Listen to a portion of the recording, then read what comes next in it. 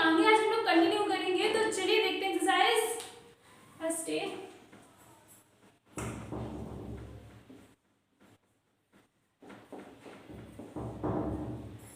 Question number 5 तक हम लोगों ने किया था, ठीक। क्वेश्चन नंबर 6 देखिए क्या कह रहा है। क्वेश्चन नंबर 6 में कह रहा है निम्नलिखित समुच्चय को प्रतीकात्मक भाषा में लिखिए।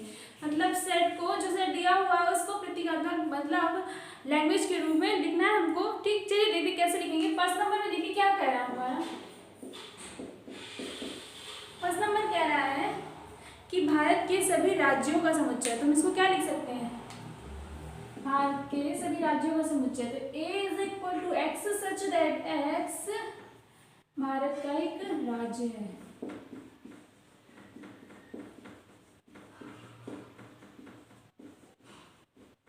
तो जब हम लोग इसको लिखेंगे तो भारत के सभी राज्य लिख सकते हैं ना। तो ये था फर्स्ट नंबर। सेकंड नंबर देखिए क्या कह रहा है। सेकंड नंबर हमारा कह रहा है कि सभी सम संख्याओं का समुच्चय। सम संख्या मतलब इवन नंबर्स, ठीक। तो b इज इक्वल टू हो जाएगा x सच दैट x एक सम संख्या है।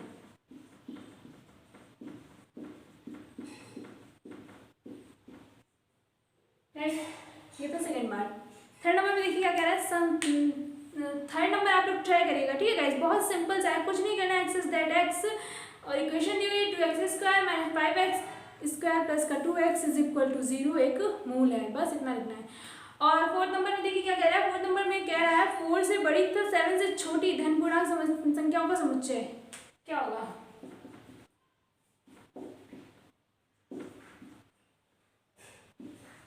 x such that x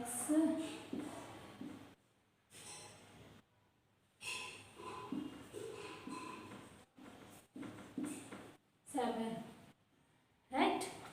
क्या कह रहा है, 4 से बड़ी और 7 से छोटी एक धन पूर्णांक है। मतलब जो भी होगा हमारा क्या होगा, इवन नंबर्स हैं, ठीक है। तो ये हो गया हमारा। आगे लिख देंगे x एक धन पूर्णांक है, मतलब पॉजिटिव इंटीजर है, राइट। आगे देखिए क्वेश्चन नंबर 8 में क्या कह रहा है। क्वेश्चन नंबर 8 में कुछ भी नहीं करना है गाइस, सिर्फ हमको मैचिंग करना है। देखिए फर्स्ट नंबर क्या कह रहा है। फर्स्ट नंबर में देखा 1 2 3,6 1 2 3,6। अब देखिए इसको हम लोग क्या लिख सकते हैं, चेक करिए। ये है x सच दैट x एक नेचुरल नंबर से जो 6 से डिवाइडेड है, ठीक है। 6 का भाजक है एक तरह से, ठीक है।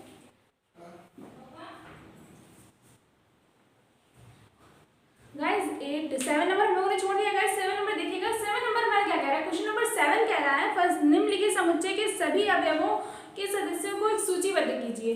देखिए फर्स्ट नंबर में क्या दे रखा है, कुछ नहीं है गाइस, बहुत सिंपल से क्वेश्चन है ये हमारे।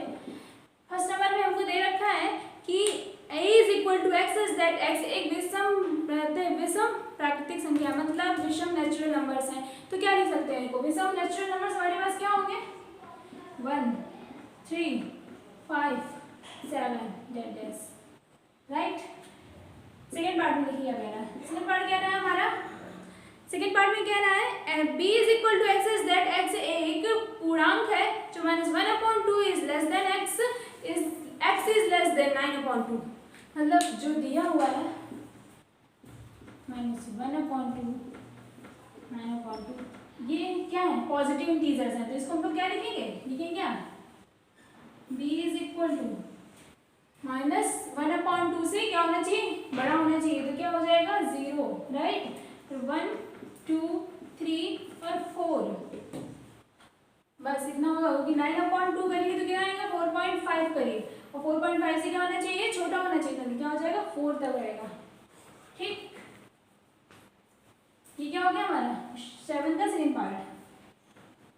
थर्ड पार्ट में देखिए क्या कह रहा है, कुछ नहीं है गाइस, बहुत सिंपल से क्वेश्चंस हैं हमारे।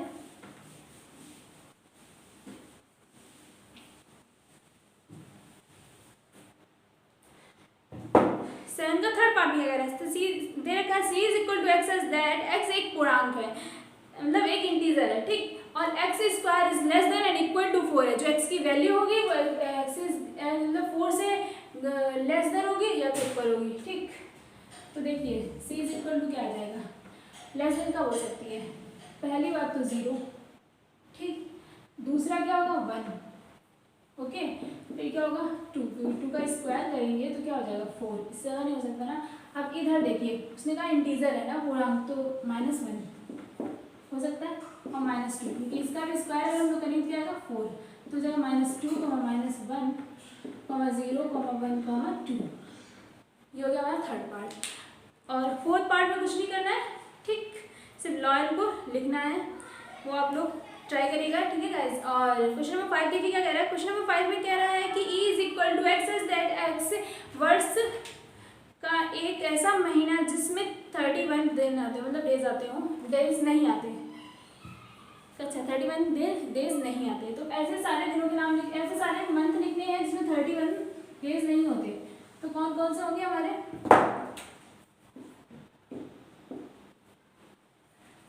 इज इक्वल टू हो जाएगा हमारे पास फेब और जून,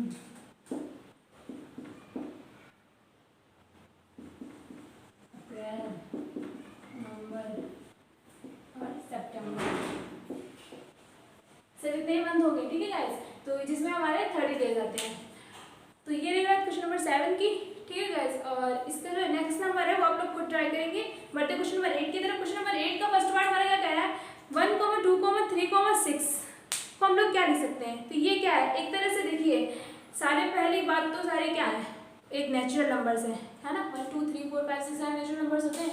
नेचुरल नंबर्स में भी ये देखिए क्या है, 6 से डिवाइडेड है, सारे 6 के मतलब भाजक है, 6 से सारे मतलब कि सभी जो नंबर्स हैं वो 6 को डिवाइड कर रहे हैं, है ना, तो 6 की क्या है भाजक, तो हम लोग लिख सकते हैं ना, जैसे क्या होगा हमारा, इसका होगा हमारा सी नंबर, ठीक है। सेकेंड नंबर में ये देखा 2, 3, 2, 3 को हम क्या लिख सकते हैं, ये होगा हमारा एक्स इज दैट एक्स एक अभाज्य संख्या है, ठीक है, किसी से डिवाइड नहीं होती, और 6 के भाजक भी है ये हमारे, मतलब 2 और 3 जो है वो किसी से डिवाइड नहीं होते, राइट। तो ये क्या हो जाएगा हमारा एक्स सच दैट एक्स एक अभाज्य संख्या है,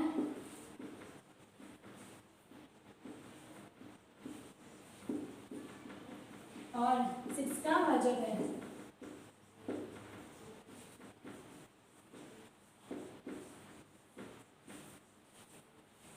ठीक है। तो इसमें भी कोई प्रॉब्लम नहीं होगी। और नेक्स्ट आप लोग कर ही सकते हैं, मैथमेटिक्स लिखा हुआ है, इसको क्या लिख सकते हैं ये आप लोग ट्राई करेंगे। देखिए 9 नंबर क्या करा गाइस, 9 नंबर में देखिए दे रखा है वास्तविक संख्याओं का एक समुच्चय याद कीजिए जिसमें निम्न समीकरण को संतुष्ट करे। उसने 2 इक्वेशंस दे रखी हैं और हमसे पूछा है कि वो वास्तविक संख्याओं को संतुष्ट करे। देखिए 9 का फर्स्ट पार्ट, 9 के फर्स्ट पार्ट में हमको दे रखा है एक्स सच दैट एक्स का स्क्वायर -5x + 6, ये इक्वेशन दे रखी है। और उसने कह रखा है कि ये जो वास्तविक संख्याओं का समुच्चय ज्ञात करना है, मतलब ये वास्तविक संख्याओं को मतलब एक तरह से x = 0 है, ठीक, ऐसा नंबर रखो जो सॉल्व करने पर 0 आए। तो क्या करते हैं हम सीधे सीधे इस इक्वेशन को ही सॉल्व कर लेते हैं, हमें नंबर मिल जाएंगे रियल नंबर्स, तो सॉल्व करेंगे तो क्या हो जाएगा x² - 2x - 3x + 6 = 0। तो x का 2 - 3 कॉमन करेंगे तो x - का 2 = 0। तो x - का 2 और x - 3 = 0, तो x आ जाएगा 2, 3। तो क्या नेचुरल नंबर्स आ गए, a = हमारे पास क्या आ गया 2, 3, बस सिंपल सा था। तो ये 9 नंबर था। थर्ड नंबर इसका सेकंड पार्ट देखते हैं। सेकंड पार्ट में देखिए हमको क्या दे रखा है, इसके सेकंड पार्ट में हमको कुछ भी नहीं करना है, उसने दे रखा है x सच दैट x² + 1 = 0, है ना। तो देखिए इसमें क्या चाहिए, 0 चाहिए ना, वेट क्या दे रखा है x³ है, x³ है, ठीक। अब देखिए ऐसा नंबर जिसको रखने पर क्या है हमारे पास 0। देखिए अगर हम -1 का क्यूब करते हैं तो क्या हो जाएगा, -1 आएगा +1 कैंसिल हो जाएगा, क्या आएगा 0। तो हमको सिर्फ एक ही नंबर मिलेगा रियल नंबर्स, एक ही रियल नंबर मिलेगा -1, और कुछ भी रखने पर 0 नहीं आएगा, तो इसका आंसर हो जाएगा हमारे पास -1। ठीक है, नेक्स्ट बढ़ते हैं 10 की तरफ। क्वेश्चन नंबर 10 में देखिए दे रखा है, समुच्चय दे रखा है x is that 3x² - 12 is equal to 0 के अवयव को बताइए। यदि x belong to natural number, अगर x हमारा नेचुरल नंबर को बिलोंग करता है, तो कोई भी आप नेचुरल नंबर पुट करके देखिए, अगर उसे वो सॉल्व करने पर 0 आ रहा है तो वो हमारा आंसर होगा।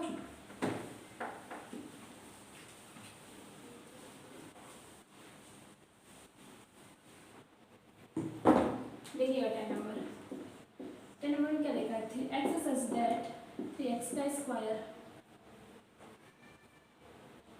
12x is equal to 0। ठीक, ऐसा कोई नंबर जो रखने पर क्या है, ऐसा कोई भी नेचुरल नंबर, नेचुरल नंबर क्या होते हैं 1 2 3 4 5 6।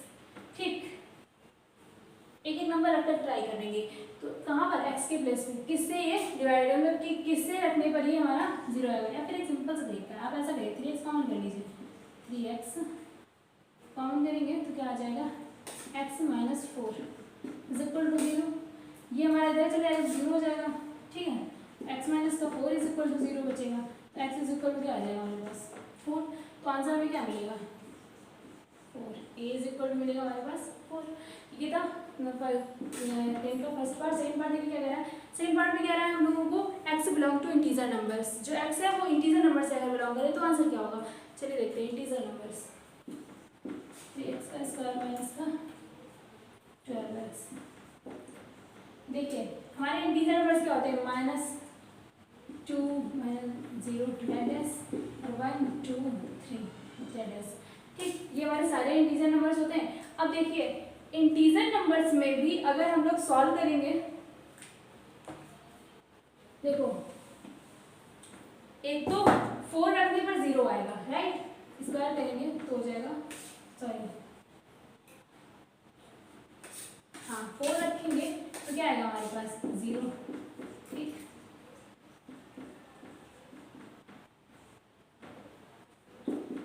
क्या आएगा 48 - 48 तो 0 आएगा। ठीक, एक ही नंबर पॉसिबल है 4, जो हम लोगों ने यहाँ सॉल्व करके निकाला था। दूसरा क्या पॉसिबल है, इंटीजर नंबर। देखिए अगर 3 क्रॉस 0 - 12 क्रॉस 0 करें तो ऑलरेडी पूरा नंबर क्या हो जाएगा हमारे पास 0। तो सिर्फ हमें दो ही, और रियल नंबर 0 नहीं होता है ना, इसीलिए 0 आंसर नहीं हुआ था, अदरवाइज 0 भी हम लोग आ लेते। इसलिए इंटीजर नंबर में क्या आएगा सिर्फ हमारे पास 0,4। ठीक, सॉल्व करने पर हमको क्या मिलेगा सिर्फ 0 और 4, तो हो जाएगा हमारे पास a इज इक्वल टू 0 और 4। ठीक, कुछ भी नहीं करना था गाइस। तो ये था हमारे सम्स। ठीक, आप लोग लगाइएगा, कोई भी प्रॉब्लम होती है तो कमेंट करके जरूर बताइएगा गाइस। और कुछ भी नहीं था इसलिए मैंने समझने के बताया सबको, क्योंकि कुछ भी नहीं, क्वेश्चंस बहुत सिंपल से हैं, आप लोग लगाएंगे तो आपको कोई भी प्रॉब्लम नहीं होने वाली है। और अगर कोई प्रॉब्लम होती भी है तो गाइस कमेंट करके जरूर बताइएगा, हम उसका सोल्यूशन आपको जरूर देंगे। ओके, और वीडियो अच्छी लग रही हो तो वीडियो को लाइक करिएगा, शेयर करिएगा, सब्सक्राइब करिएगा। Thank you.